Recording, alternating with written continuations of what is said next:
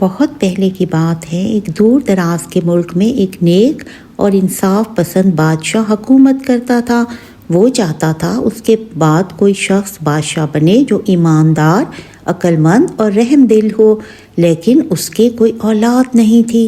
اس لیے اس نے فیصلہ کیا وہ اپنی رعایا میں سے کسی دیانتدار لڑکے کو اپنا جانشین بنائے گا۔ بادشاہ نے اعلان کروایا کہ ملک کے ہر شہر اور گاؤں سے 10 سے 15 سال کی عمر کے بچے اس کے محل میں آئے، کیونکہ وہ ان کے لیے ایک ٹیسٹ رکھنا چاہتا تھا، ایک امتحان رکھنا چاہتا تھا۔ جب سب لڑکے محل میں جمع ہوئے تو بادشاہ نے ہر ایک کو ایک ایک بیج دیا اور کہا، یہ بیج بہت خاص ہے، اسے مٹی میں لگاؤ، اس کی دیکھ بھال کرو، پانی دو اور 6 مہینے بعد اسے میرے پاس لاؤ۔ جس کا پودا سب سے بڑا ہوگا وہی میرا جانشین ہوگا۔ تمام لڑکے خوشی خوشی اپنے اپنے بیج لے کر گھروں کی طرف روانہ ہو گئے۔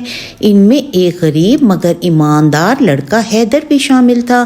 وہ اپنے بیج کو بڑے شوق سے ایک گملے میں لگاتا، روز پانی دیتا اور دھوپ میں رکھتا، لیکن کئی دن گزر گئے اور بیج سے کچھ نہ نکلا۔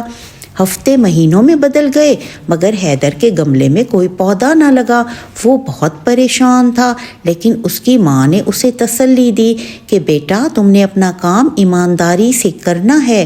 اگر بیج نہیں نکلا تو اس میں تمہاری کوئی غلطی نہیں، بس سچ بولنا اور دیانتداری سے اپنا گملہ لے کر بادشاہ کے پاس چلے جانا۔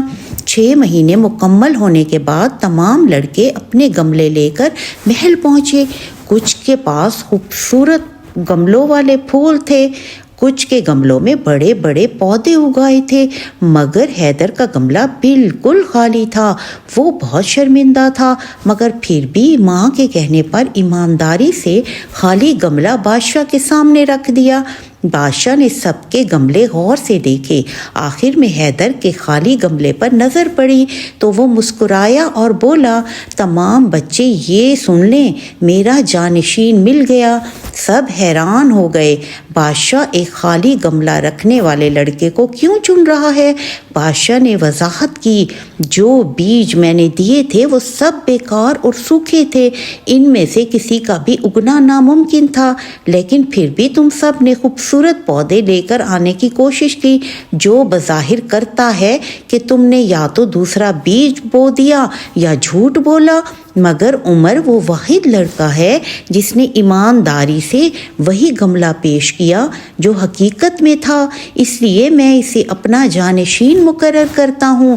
سب حیرت میں پڑ گئے مگر بادشاہ کے فیصلے کو سمجھ گئے۔ یوں ایمانداری اور سچائی کی بدولت ایک غریب مگر دیانتدار لڑکا بادشاہ بن گیا اور ہمیشہ اپنے انصاف اور رحم دلی کی وجہ سے یاد رکھا گیا۔